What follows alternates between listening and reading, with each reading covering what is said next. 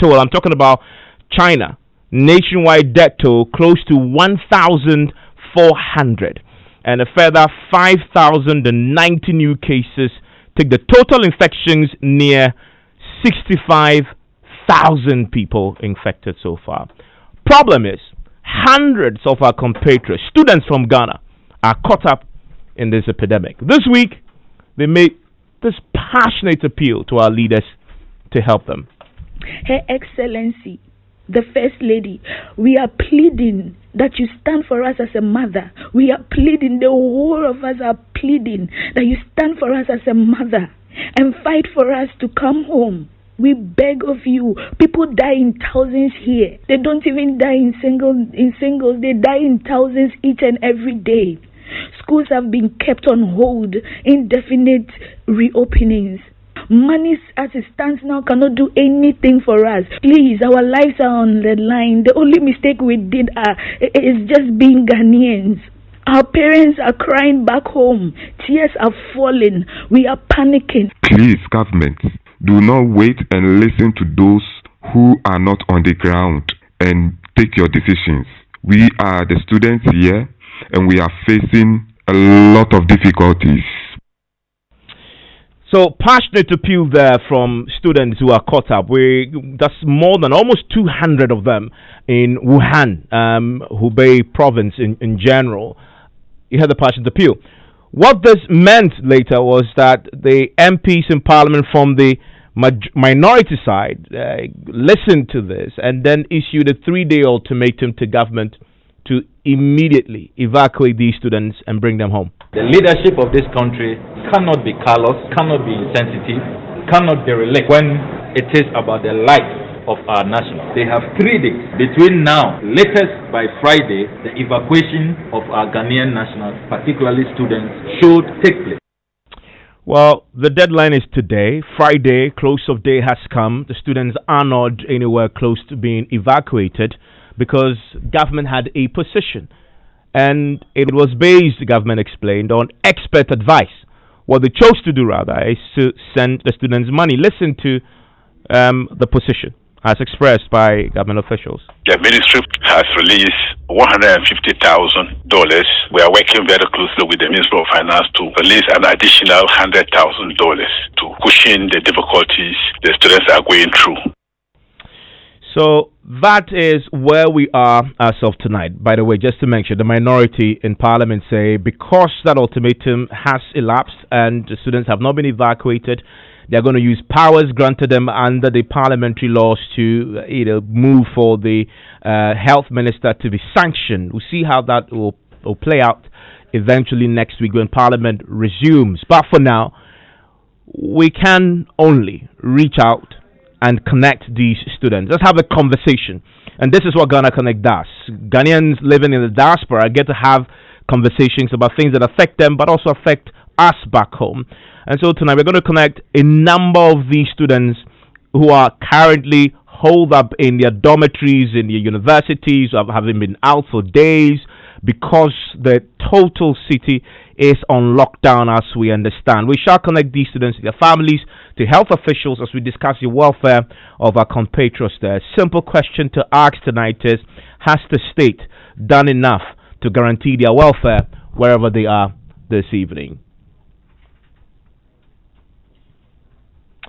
You want to join us wherever you are tonight with your views and comments here on Ghana Connect.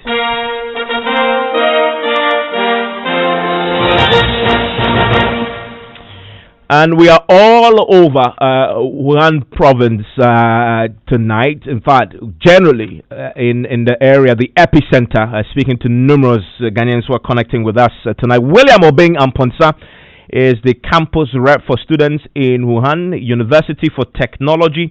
And he joins us on Skype tonight. Hello, William. Yeah, hello, Evans. Good evening. Good evening, and thank you for connecting. What time is it where you are in Wuhan? It's 12 minutes past 2 a.m. Okay, 12 minutes past 2. We're going to get that sound corrected so you can hear him speaking to us. He's joining us via Skype. We'll be joined by a few more other students. William's auntie has also joined us in the studio. And Auntie Joycelyn, thank you very much for joining us. Thank you for having Have me. you seen him like this since he left for China? No, he came home once. That was way back. Oh, that's way back. Yes. Okay, so let's change the microphone. The microphone has a fault. Let's change the microphone. Let's change the microphone.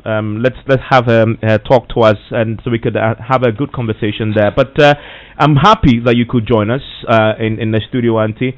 Also joining us right now is connecting from China as well. Will be a Rabana who will be connecting shortly. We'll also be connecting to Samson. He is a local NUGS president for Ghanaians studying in Wuhan. Hello, Samson. Hello, how are you? I'm good. Thank you for joining us live from Wuhan. Where exactly are you? Where exactly are you in Wuhan? I'm at Hanko.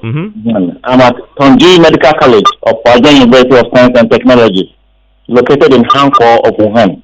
Okay, great to have you join us. Daniel Latte, spokesperson for parents with children in Ghana. Thanks for connecting as well. Daniel will join us very shortly. In the wake of this development, there's a group that has taken it upon itself to raise funds to support the Ghanaian community there and possibly help some of them return. Dr. Caesar has been leading that charge. Doc, thank you very much. I'll get you to tell me exactly why you're doing this, raising funds for what purpose exactly. We'll be interested to hear your views on this. Dr. David Tete is a trustee board member, Global Union of Ghanaian Students Scholars as well, and you also been part of this, right? Yes, certainly. Okay. I'm part of this. We'll be speaking to our health officials also, just to have a conversation with the students all over. I was Joycelyn. I was asking you if you've seen William like this. He's on the screen, as you can see. Have you had that time to do FaceTime at all since he left? No, not at all. So this is the first time you actually see him like this. Yes. Interesting. William, I don't know. You can you see us from where you are? No, you can. You can hear us. Yeah, I can only hear you. You can only hear us. Okay, but you can hear Auntie Joycelyn in the background, right? Yeah. Okay. Joycelyn, hi. He's saying hi to you. Hello, William.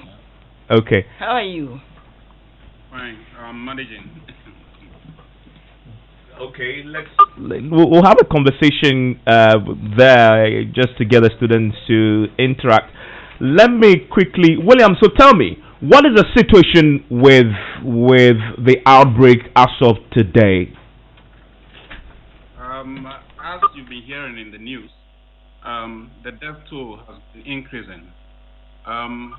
Just yesterday, we got the highest number of death tolls. Like the number was 242 deaths, and the number of infected people went up to about 15,000. And seriously, we are all scared. We are just hiding in our rooms. From yesterday, my university was shut down completely, and we are not even supposed to go out. We are not allowed to go out at all. You know, it's becoming so scary. We are a bit older, so we are just handling it cool. But other students, the younger students in my university, for instance, seriously, they are seriously under anxiety, and they are getting panic attacks. Let me ask you. So scary. We are so scared. If nothing is done, I don't know what will become of us.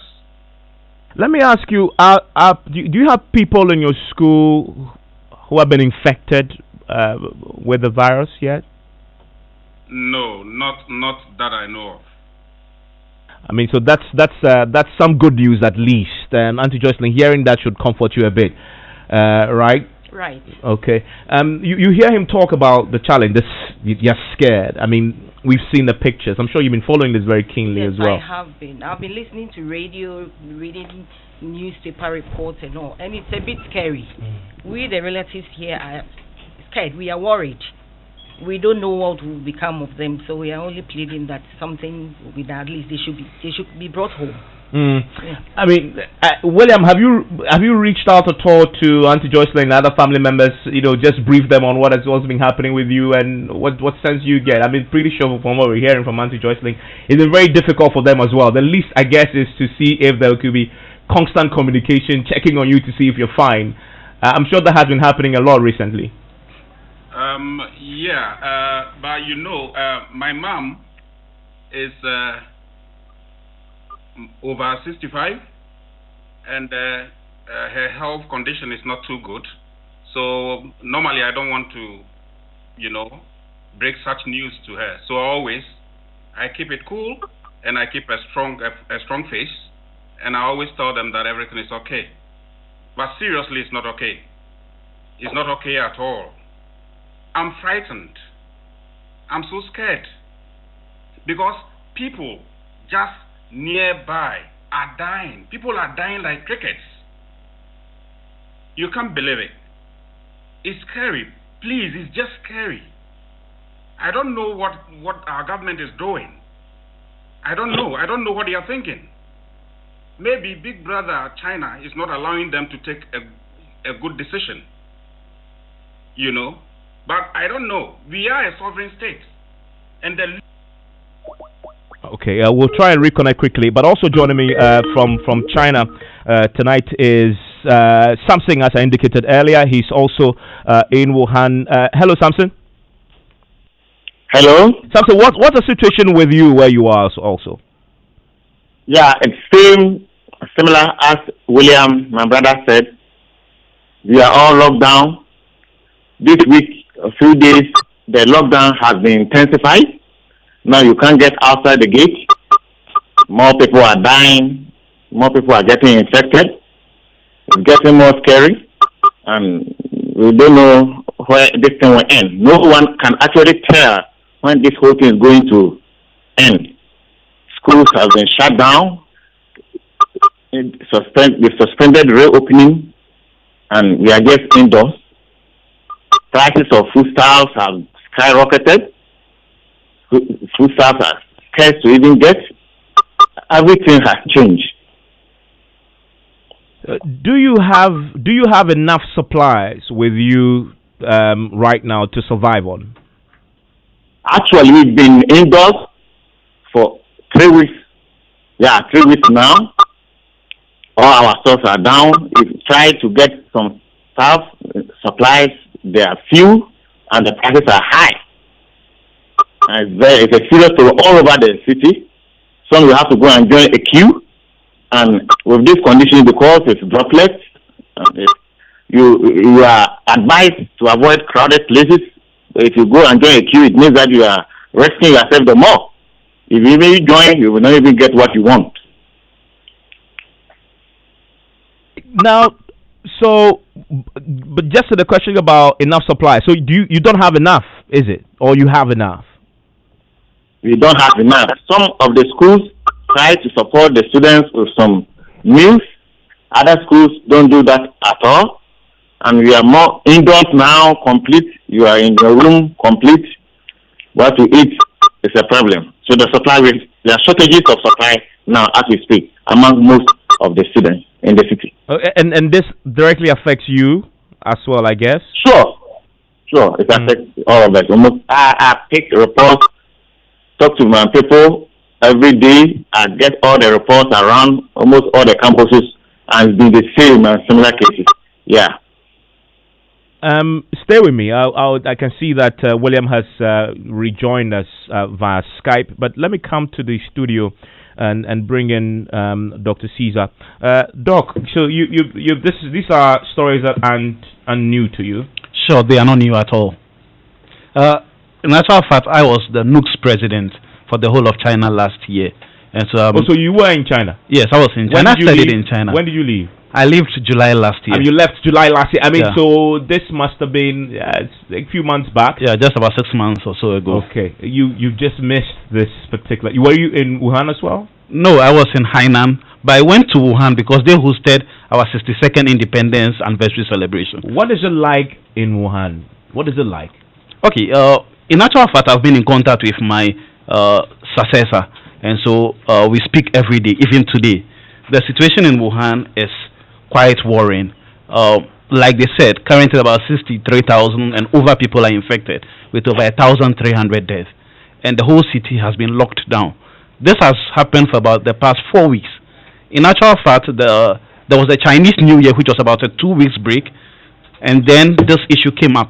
So the students have been locked down for a while now, and just like they are saying, they've been crying out for help for a whole lot of time. And so we have a global association, the Ghanaian students in the diaspora, which we represent today. Have had several meetings with them and have listened to them over the past few weeks. Let me say that we have about 30,000 students in the diaspora. China has about 7,000, and Wuhan, where they are locked up, have about 250 students. And so we think that after listening to them, that these students should be evacuated, just like they've been crying over the past few weeks. Okay. Let me check if William can hear me. Hello, William. Can you hear me? Okay. I don't think William can hear me. We'll try and get that sorted.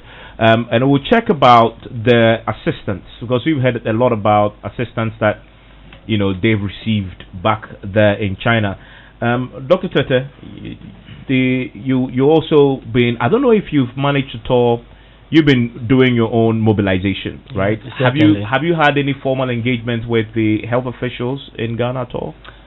Basically, currently we've not gotten in touch with them, but we know that we've gotten the news that the embassy in China distributed some assistance to our people in there. That's what we know of. Okay, give me a second. I want to quickly reconnect to China. I see that we also being joined right now by Rabana. Hello, Rabana. Hello, Rabana. Can you hear me? Okay. Rabana, you can hear me, right? Okay, great. William is still with me, and let me just describe for you what I see on our big screen in the studio. Irabana is joining us, but she has her face mask on. I'm guessing I can see books all around her. That must possibly be her dormitory where she lives. And if you go to China, you hardly find anybody without a face mask, regardless of where you are. William, I wanted to ask you. We've had a lot of reports. In fact, the health officials, the Foreign Affairs Ministry, they told us that they've supplied you with sufficient funds for the students there. What can you confirm? What sort of assistance have you received from the state, from the embassy there? Okay. We'll try and get that sorted. Rabana, can you hear me? Let's talk and let's see if we can hear you. Yeah, I can hear you. Okay, I can hear you faintly. We'll try and get that fixed. Let me come to the student and sort that. Once we sort the sound out, we'll come back to the studio. You have been talking to the student. I just wanted them to confirm, because they are there. They can tell us what they've received. Whilst you do that, William, can you talk again? See if I can hear you. No. Doc, you've been speaking to the students. What did they tell you about the help they've received from the embassy? All right. First of all, I want to thank the ambassador, His Excellency Edward Boateng. I think over the past few weeks they've been doing well, he and his team. We cannot downplay the effort they've put into helping these students. I know him personally because I was the president, and how much he loves us as students. They've worked hard. First of all, they sent about $8,000 something, which was about 50,000 in Chinese currency, to be sent or distributed to the students. That was done about some 2 or 3 weeks ago, and we've been told the past few days that money has been sent to them. As at the time I spoke to them yesterday, of course, they had not received the money for it to be distributed. So I think they are doing a lot of good work, the embassy and the officials. But our concern is, for how long are they going to be sending money? Can't we rather mobilize this money to evacuate the students? Because now prices have gone up because of the situation at hand. So if this $500 that we are hearing will be given to each student finishes in 2 weeks or a month, are we still going to send them money? How sustainable is this? If this outbreak should last for 6 months, at what point will we say enough is enough? So to be fair, they've been doing very well. And like I said, we cannot downplay. Okay, let me. But we just want more. Okay, well, let me go back to the students. Let's see if I could get to hear them. William, try again. Let's try again. Can you hear me? Oh no. Okay. Rabana, let's see if I can hear you. Hello. Okay, I can hear you, but it's just faintly. But tell me, Rabana, what's your own situation? Where exactly are you? Which university are you? I'm in Huajon University of Science and Technology. has main campus, medical campus as at now. And what's the situation there? Currently, there is a lockdown in the entire city, and it has affected schools, which my school happens to be part of them. We are currently under a lockdown that students are allowed to go out during like the weekends, like once a week. Students are restricted with their movements, and I personally have been quarantining myself for like 25 days now, indoors. There's a 25 lot days. of risk. Please go on. Yes, but there's a lot of risk as at now in the city, concerning crowding of people. Like wherever there is a crowded area, there is a probability that someone could be infected, which has really become a problem to us. We are currently under fear and panic. As I speak to you now, you could see how I look with a mask. It's really a big deal for us because I stay like this in my room. Advices have come across that we should stay under a temperature of 20, a temperature which isn't lower than 20 degrees, of which I know in my country I don't have to buy it, but as at here I have to buy electricity for me to be able to live under such conditions, which is really a bother to us. So we are actually under stress, really under stress. And Rabana, if you could, I can see this is taking a toll on you. I heard your passionate appeal this week. What? Tell me what moved you to? It was so passionate, appealing to the first lady and the wife of the vice president to all come and assist you. Yeah, because we didn't have, we thought we had tried every avenue to reach out to the government to help us. So I just thought about why not knock on the door of the first lady. Maybe she, being the mother of the nation, would stand up for her children. But we are currently under so much panic and stress as we speak right now. Because my school, for instance, you go out once a week, and it is timed. And if you go out like in the week, you go and check whether you get something to buy from the supermarket. Which those supermarkets, because they are preventing crowdiness, they allow us to queue up. So imagine if 50 people are in the queue to buy tomato, and we have like 20 pieces of tomato on the rack. You can imagine the last person wouldn't even have tomato. And I'm allowed to leave my campus once a week to go and get this stuff. So if I don't get it this week, it means there is no food for the week. This is really, really not a fair case as we sit here right now. And tell me, I see the mask, you say you've had it on almost all the time. Explain to me. I've heard some of the students even talk about the cost, because is it you have to change the mask how frequently, and you are in a room but you're still wearing it. Is it the advice, and how much cost does that add to the burden you're already carrying? It is advised that if you could change your mask for a daily base, it would have been better. Our school is doing so well that they try to provide this mask for us whilst we go and try and queue up for their traditional food, which is not even enough. It's actually very limited. So you go, they give you food, and then they give you the mask, which that is even a survival of the fittest. You have to literally run for the food, which is also not nice to eat. I wish I had pictures to show the house, like the food we eat. Sometimes we feed on plain rice with fried granite. I never tasted that before, and it's quite. Sometimes it's funny. Sometimes it's worrying. Sometimes you don't even know what to do. But what can we say? We just have to call on our government. William, let's see if we can hear you from this side. Can you? Yeah, I'm sure you can hear me. Hello, William. Okay, we're still having a challenge with William hearing us, because I really want Auntie Jocelyn to speak to him directly for me. Let's have a conversation on this side. as well between auntie and nephew. We'll do that very shortly. We'll just get William's line up, but definitely it's a challenge. I want to quickly double check with Samson. Hello, Samson. Hi. Samson, so now let me check with you the assistance you've received. I've heard from Dr. Caesar talk about the assistance. For you, what did you receive from the embassy and from the government of Ghana? Yeah, thank you so much.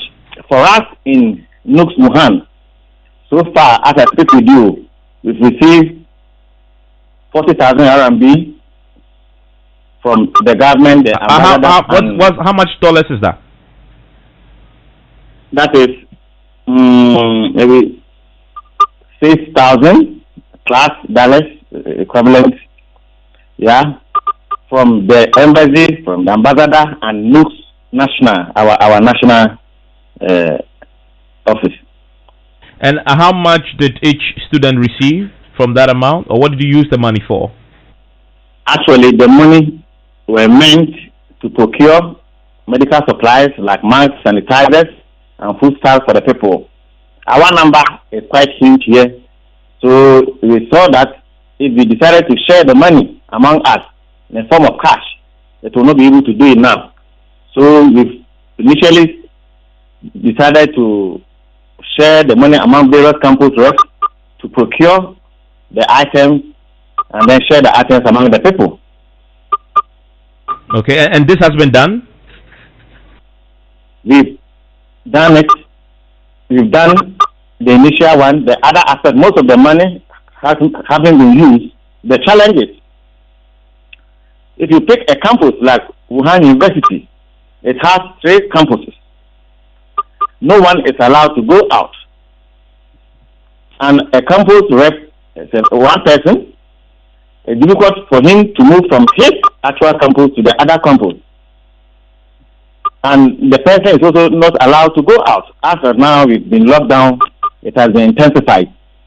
So earlier, some of the campuses were able to procure. Some of the campuses, the school helped them with someone to go and procure the items for them. Others who just procured it. Others who haven't been able to procure. We, the Ghanaian students and workers in Wuhan and Hubei in general, our main request from the government, since no one can tell when this is going to end, and the stress and strains my colleagues have spoke about, I don't want to talk much about that.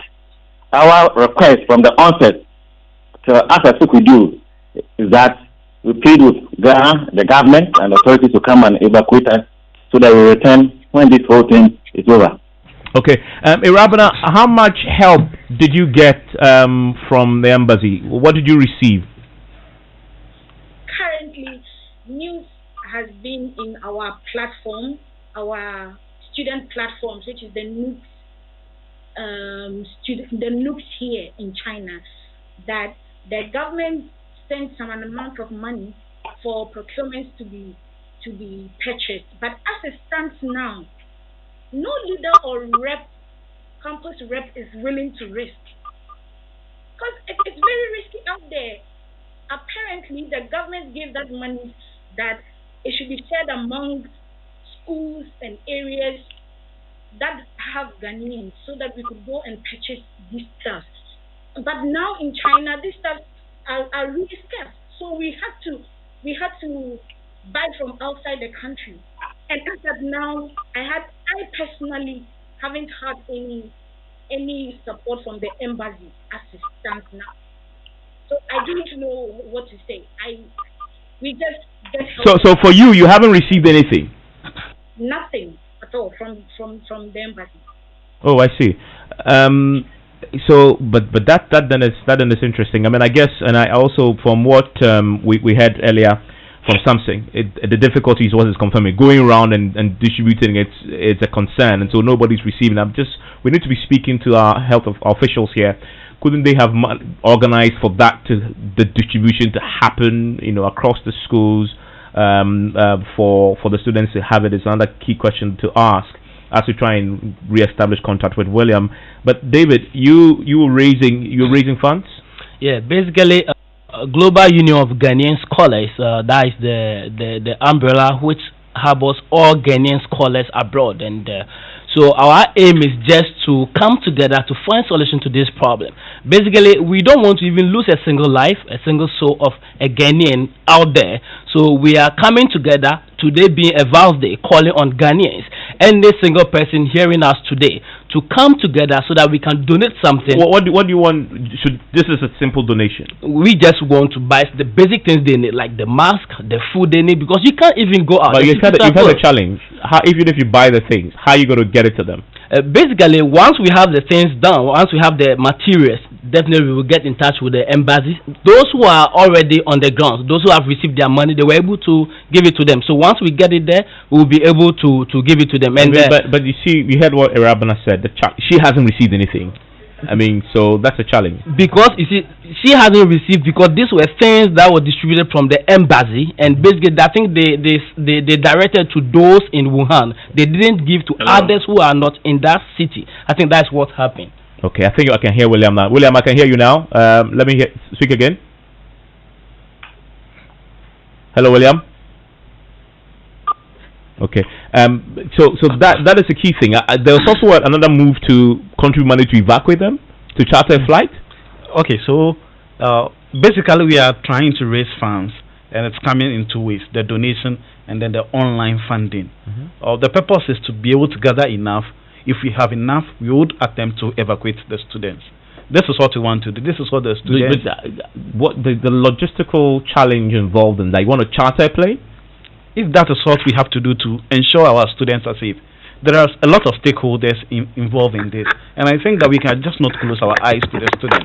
Like Rabna said, if we want to distribute things to them, like it will be difficult. Currently, we are also looking at getting some equipment to them, so we are speaking to the airlines in the various countries from which we are mobilizing the things from.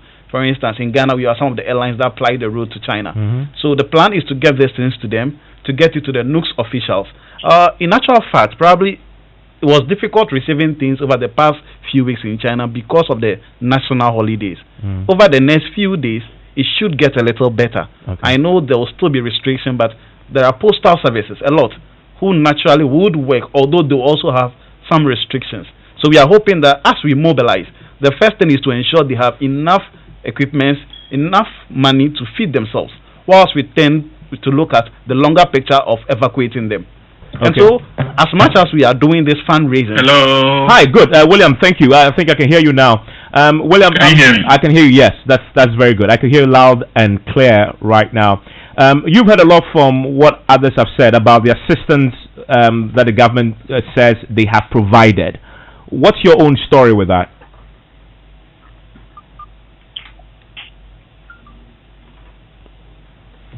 Hello, William.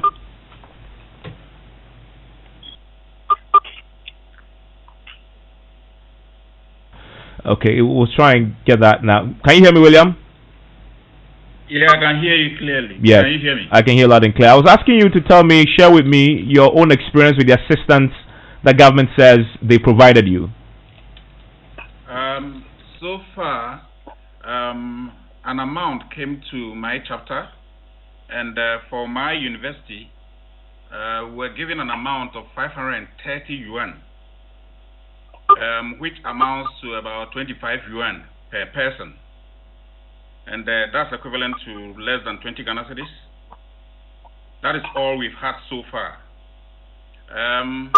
But we've heard that the government has allocated some $250,000 yes, for distribution or investment to us. And of this money, I think they said each person will be getting 500 yuan. Fine, it would help to cushion us a bit because expenditure has gone very, very high. Whatever you buy outside has almost tripled. And that is even if you get the item to buy at all, you know. And but I think the money is not important because look, they are giving 250,000 now, and that wouldn't last us for a month. They will bring another 250, but I think getting a chartered flight to pick us from here is not going to cost more than $350,000. So why are they spending all these funds? It's just a waste of the taxpayers' money. And it's not like as if we have the disease. None of us have been infected yet. So why are you waiting for us to be infected? You know, it's better that they put their heads together and evacuate us from here. All we want is to get out of Wuhan. Even the Wuhanese themselves, the Chinese, they are seeking to get out. Some are hiding in car boots. You know, it's not healthy living in your room and being scared. You are so anxious. Some of my students report to me that they are getting panic attacks. You know, all these monies that they are wasting on us, I think is not worth it. What I foresee is that, you know, government is scared of losing bilateral relation with, you know, it has nothing to do with we bringing the disease, because a lot of countries have evacuated their people, and none of them have spread the disease in their countries. So that is not an excuse. And money is not the excuse. The excuse is the bilateral relation that we have with China. And because Big Brother China says, don't evacuate, we don't want to evacuate. We are a sovereign state. And until we start to acknowledge that and start acting responsibly, we will never be respected. And whatever deal we get into, we will never get the best deals. You know, it's annoying. It's annoying. China is in Ghana not because of solidarity. China is in Ghana because they've seen resources that they need from Ghana. And they will always be there as long as our resources are available. Our government should stop that. Maybe because we are in the political season and the Sino, hydro deal might go bust, and they might not finish their road constructions, and then they might, be risking their next election. Is that why they are behaving so? These are human lives. You can't quantify. It's priceless. It's annoying. Some of my Chinese friends, they call me and they say, hey, it's as if you people, you love China so much, yeah? Even you're dying, but your country doesn't want to take you. We'll talk about quickly what the official explanation why the evacuation won't happen is. But Jocelyn, please talk to William for me. I mean, this is the first time you see him, and you can have a conversation. Hello, William. How are you doing? Joycelyn. Yes. Hello, Auntie. Yeah. We miss you so much. We are worried about you. I know. Especially your mom. Yeah, you take heart. I'm a strong man. I know, but this is not about being strong. Anyway, we are in here. Don't be too worried. It's painful. It's painful. When would the black man start thinking right? Do you have William, Jocelyn? Do you have any message? Because he's being afraid to reach out to the mom because of the mom's health. Do you have any message to him? We would love to hear. We had a chat in the night. I told him the mother, she's not that well, but she's okay. But we have not been able to give her every detail about what is happening. But she knows he's all right for now. But we don't know what will happen in the next few days. So we are hoping they will come back home, alive at least. Yeah. That is all we are asking for. I mean, William, we don't have to wait till something happens before we do something. We have to do it now. I don't know who is responsible, but those responsible should do something right now, at least. Now that everybody is fine, alive, no one has been infected yet. So that is what we are pleading. William, that must comfort you to know that mom is fine. She's been told something and she's doing well. Yeah. I'm a bit relieved, but I just want to get out of here. And I want my students, the students that I'm looking after in my university, some of them are so young, and they don't really understand life. So the panic and the anxiety is killing them. I just want us to get out of here. I wonder, Joycelyn, as you listen to William, what sort of emotions run through you? I mean, knowing all that we've heard tonight alone, it's pretty worrying. I mean, the state in which it's difficult. We've been really worried. Looking at the numbers now, it keeps rising. We don't know when. For now, we've heard all the Ghanaian students are okay, but we looking at the rate at which the disease is spreading. We don't know when it will start spreading to their campus. I mean, anything you want to tell to Joycelyn? I mean, he's not spoken to you for a while. She's here. She can see you. Yeah, Auntie Joycelyn. I want to assure you guys that we are alive. We are still alive, but we have to continue the struggle because our government, it's I don't know, and I think it should be well. It is well. It is well. With God around and God looking after us, it is well. Tell mommy that I love her so much, and nothing will happen to me.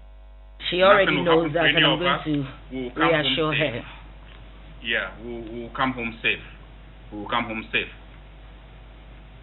Yeah, we thank God you are all right. So we are still praying and hoping that you come back home safely as you are expected to. Amen. Amen. Let's quickly talk about the reason why government had explained this week that it's impossible, or for now, to bring you home. And let me bring in Rabana. Rabana, government explained this week that the reason is based on professional advice.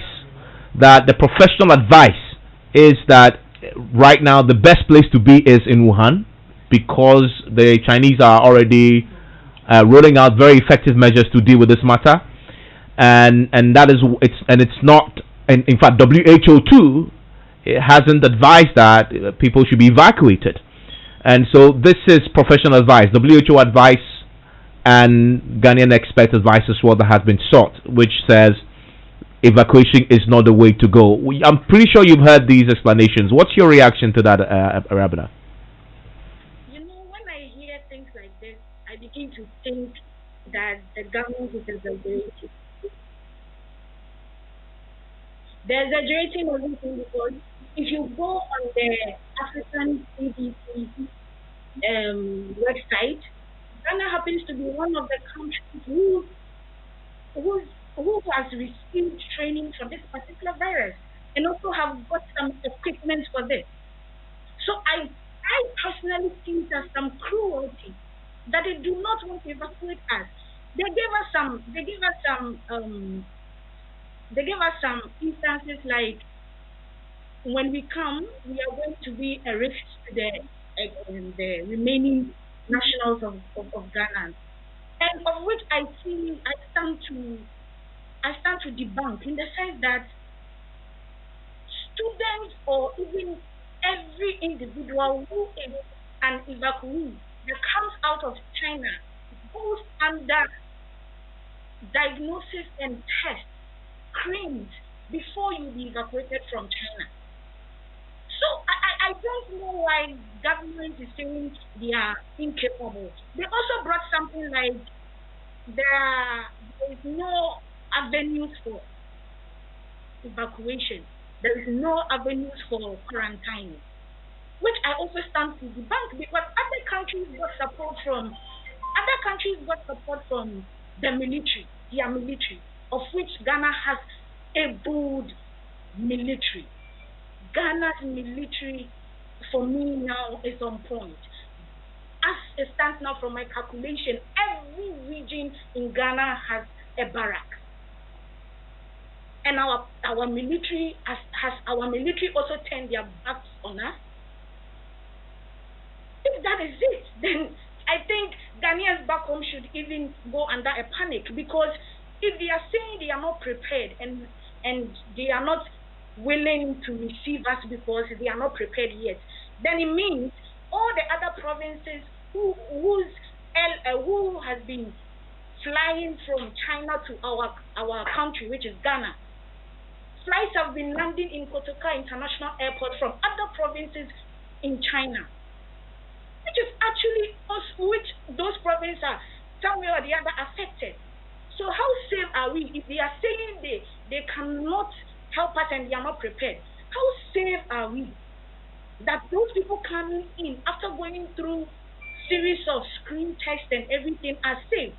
Then it means there is a cause for alarm for Ghanaian people back home. Because if we that is going to be quarantined for 14 good days, it's a risk to the nation. How much more people who just intrude and they go under a screen and then they allowed to move freely. So as of yesterday, a new directive announced, and William, I'm bringing you in here, that everybody now coming in from the Wuhan province, Hubei generally, will now be quarantined. There's a mandatory quarantine of 14 days that has been introduced in Ghana. But William, seriously, if the WHO says do not evacuate, there must be justifiable reason why that is the case, right? Don't you see the point? I understand, but hello. Yeah, we can hear you. Yeah, Ghana is not the only country that has students in Wuhan. Morocco, Tunisia, Algeria, Mauritius, Mauritania, India. There are so many other countries that have evacuated their students. Are we the only people who respect WHO? WHO does not rule our country. We have to work for our people. We have to protect our citizens' lives. If we want WHO to be telling us what to do, then one day we'll wake up and everybody will be dead in Ghana. Please. But I get the point. But the WHO is the world authority on this matter. In fact, everything else being done on this particular virus is being coordinated by them. That is the expert advice has been offered. It will be difficult for Ghana to say we are breaking ranks. We are not America, you know. We are breaking ranks with the WHO's advice on this subject. Exactly. I'm telling you that weaker countries like Bangladesh, Sri Lanka, have been able to move their citizens out of China. So those rules, doesn't it, affect those countries? Algeria, Tunisia, and all those African countries that have done it. Are we the only people that WHO, whatever? Look, they have their formalities. They have their protocols that we have to follow. If you want to evacuate, this is what you follow. And it won't spread the disease. And if we follow it, we don't mind to be quarantined for a month. All we want is to get out of here because we can see death facing us directly. So that is the view from China. But as you can imagine, Ghanaians have been reacting to this. It's been a big debate locally, and not everybody agreed that we should evacuate the students. I mean, the Ghanaians who think that the best thing is to let them stay there. And as we've been having this conversation, a few of those this is Ghana Connect, and so we are very heavy on social media. Have joined us on social media with their comments. I want to bring in Kojo, who joined us on WhatsApp. He joined us on WhatsApp, and he sent us a WhatsApp about that concern. And he says that he's disappointed in the position taken by the students. Kojo is connecting with us on the phone. Hello, Kojo. Hi. Yes, you sent us a WhatsApp a few minutes back about that. Why are you disappointed in the position of the students? Yes, I want to say first of all that it's unfortunate the situation that is happening, and this is a crisis. And crisis situations demand that certain drastic measures need to take place. One, as they have mentioned, is restricted movement. You did not expect that you could still move regularly with this crisis situation. Then, what makes me disappointed more is that whilst we are all trying to find the best solution, somebody goes so low and talk about politics and a deal, and that is possibly going to affect political. I think that is too low. it's beyond the argument. We are looking at practical reasons, not some of these petty politics, which in my opinion is unfounded. But do you agree on a substantive point from the students that they should be evacuated from Wuhan when they say other countries like Bangladesh and have done so? Well, I do not know whether some countries have been evacuated, but I feel that, you see, when you are in a school and you need to get out of the school for during vacation or anything like that, you necessarily need permission from the school authorities. So even if your state needs to come for you, they need permission from the school authorities or from the state authorities. This is a crisis situation, and some of the things that you think are simple on regular days are not so simple, because they also have to make sure that through them they do not spread the disease somewhere else. So getting such permissions, I don't think it will be as simple as regularly just asking for an exit to go out. Okay, this is actually not an exit. They are asking to be evacuated, like airlift them from where they are in Wuhan to Ghana, so they can be with their families. Do you support that or not? I think it needs to be done carefully. It's not a simple incident about just getting people out. The authorities there also need to manage it, and it includes managing the movement of people. Kojo, thank you very much. That's a view there from Joycelyn. Do you understand why some Ghanaians, at least as we've heard there, believe the students should not? Of course, William is a fine relative of yours, should be left there for now. Do you understand at least that sentiment? I do understand, but I don't agree. If they have relations there, I'm sure they'll be worried by now. Other countries have been able to evacuate their students. So why can't we do the same? And they are okay. We haven't heard that some people, other students from other countries have infected their own people in their own country. So why can't we do the same? Take the precautionary measures that other countries have already taken. I'm sure we can do it. So you should consider that for us, please. Dr. Tete. Yes. Wonderful. So basically, I think from my perspective, I think our leaders in this western part of Africa didn't act urgently in response to this deadly virus. Because I was a student in Nigeria. I studied in Nigeria, and currently I know what's going on in Nigeria. They evacuated their people at the early stage of the incident when they heard of it. But then our people have not acted up to now, and there's that kind of fear that if they bring them down to Ghana, they are going to infect the mass population. Let's, as we wrap up, what's the target? What target are you having in terms of the funds you're raising for them? Okay. So currently our target, we want to first of all look at their well-being. And so we are looking at about $100,000. If we can get that, reach to that level where we provide them foodstuff, like the honorable members there said. Some of Williams Rabina and Samson. Yeah. Some of these students went there just September or October, probably from SHS, 18, 17 years, and they have to be fed on Chinese food that they are normally not used to. So, but again, our concern is, like he said, from 24th, where the first evacuation by Vietnam took place, till 9th of this month, when Singapore evacuated its citizens. What have we been doing? Okay. We could have avoided this from the right. Okay, so other countries have done so. Exactly. Okay. A lot. Let me end with Rabina. Rabina, your final thoughts on the subject as we wrap up, and I can see you still have your mask on. Definitely not gonna go off. So what do you say after everything you've heard? That the sentiments that from some of your compatriots back home, that the government approach and the advice from WHO, we should stick to it. You see, I have something little to talk about to conclude this issue, but Honorable Kofi has made it a bit lengthy, and I would please if you could give me the chance to ask him. Okay, we can do very briefly. I mean, you could go to your final, because we just have to wrap up. Yes, Rabina? I wanted to ask Honorable Kofi if he eats 3 times a day, whatever he wants to eat. That is one. I wanted to also ask whether he's saying we should sit and manage at the detriment of our health. That is one. I also want to plead and ask the government. Fine, they've sent money to us. 500. They are trying to send money to us, $500 per head and everything. As it stands now, those money are nothing but no. And also, we do not see any urgency. In case this thing should